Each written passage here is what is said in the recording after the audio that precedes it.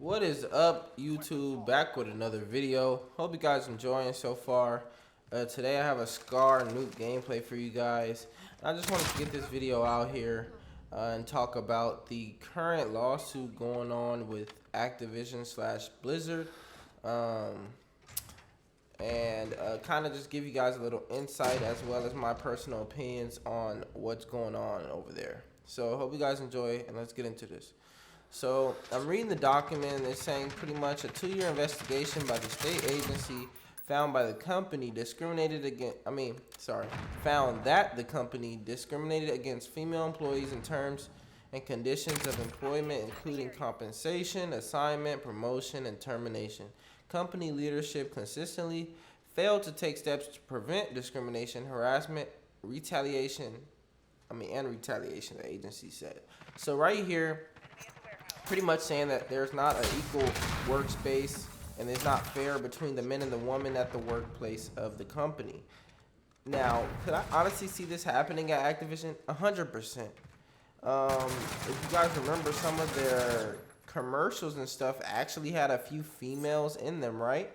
Now, I think the main issue here is that the females aren't being paid like the men at the company, and not only that, but they're not getting promoted like them, and they're probably getting terminated easier than them, and they're not being paid as well as them. Pretty much, it's just not a fair thing going between the men and the women in the workplace. All right, let's keep going. According to the complaint filed Tuesday in LA Superior Court, female employees make around 20% of the workforce there at Activision and subjected to a pervasive frat boy workplace culture, including cube crawls in which male employees think copious amounts of alcohol as they drink copious amounts of alcohol as they crawl their way through the various obstacles in the office, and often engage in inappropriate behavior towards female employees. Now, this is sick, Activision. All right, this is sick. I don't even think it's Activision. I think it's more so a Blizzard problem. But whoever, this is sick. Now, I can see this happening because being someone who went to college, as young people all in one area, we tend to like to party and tend to like to drink and get fucked up, So to think that this is happening and to read that it's happening in the Activision workplace, it's believable because 9 times out of 10, their employees are all still young. And their employees are young and they're not that old. It's not like these guys are 80. Their shareholders might be 80, but the employees are probably in their 30s, maybe 40s. I think probably the CEOs might be 40, but the employees are probably ranging anywhere from 25 on up.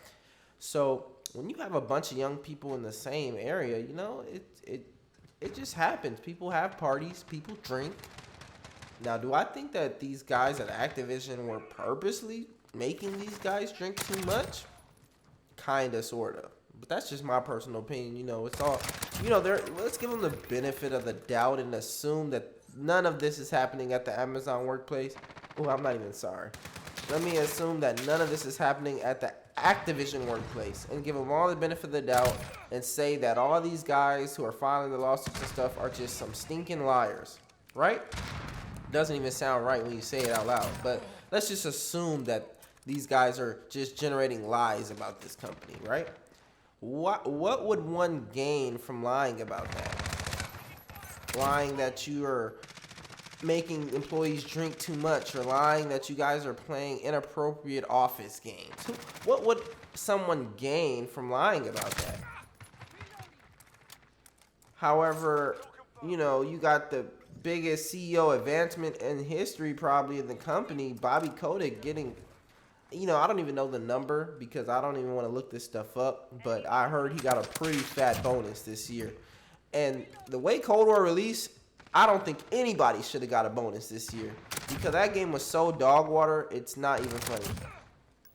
And so low tier. But that's not even the point of this video, man. So you got the CEOs getting these huge